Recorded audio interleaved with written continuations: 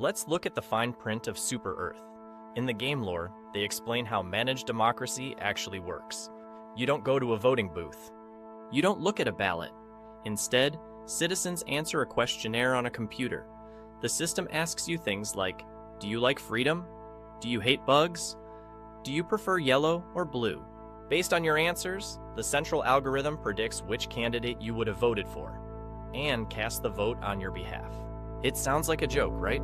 It sounds like a dystopian nightmare.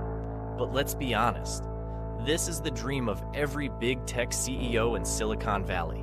This system solves the biggest bug in human governance: political friction.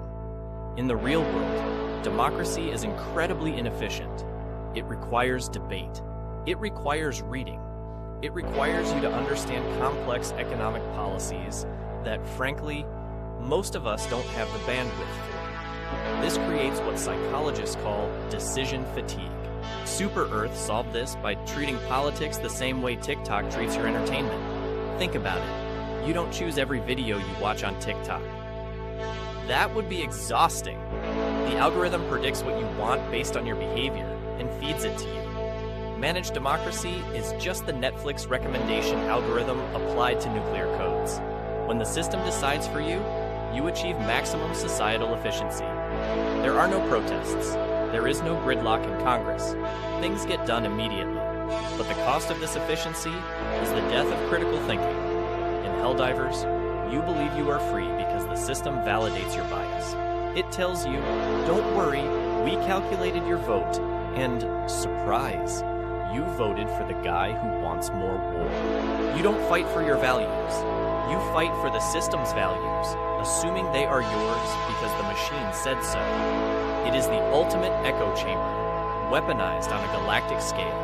And the scariest part, if we had this app on our phones today, most people would download it. So, we have established that the voting system is a sham. But that brings up a harder question. Why do we stay? How do you get millions of people to happily dive into a meat grinder, die horribly, get cloned, and do it again? You don't use a whip. That's old school. You use a Skinner box. B.F. Skinner was a psychologist who proved you can condition behavior using rewards. He put a rat in a box. If the rat pressed a lever, it got a food pellet. Eventually, the rat learned to press the lever obsessively. In Helldivers 2, you are the rat. The lever is the mission objective. The pellet is the medal, the requisition slip the sample. This is gamification applied to warfare. Super Earth doesn't need to force you to fight. They just need to design a really good war bond, which is just a fancy menu of pellets. They have successfully conditioned the population to associate sacrifice with dopamine. When that yellow bar fills up at the end of a mission, your brain releases a chemical reward. You don't care that your character just got melted by acid. You care that you are now level 25. And the genius part? The rewards are just unpredictable enough. Sometimes you find super credits in a bunker, sometimes you don't. This utilizes a variable ratio schedule of reinforcement, the same psychological trick used in slot machines. It is the most addictive form of conditioning known to science. So when you see a Helldiver screaming for democracy while running into a horde of bugs, they aren't being brave. They are reacting to a stimulus. They aren't soldiers protecting a way of life. They are lab rats pressing a button to get a digital cape. And the scariest part is, it works. I spent 40 minutes yesterday fighting robots just to buy a helmet I will never wear. The conditioning is absolute. Finally, we need to talk about the economics of Super Earth. In moral philosophy, we talk about intrinsic value, the idea that a human life has value just because it exists. In Helldivers 2, that concept is deleted. Here, a human life only has instrumental value.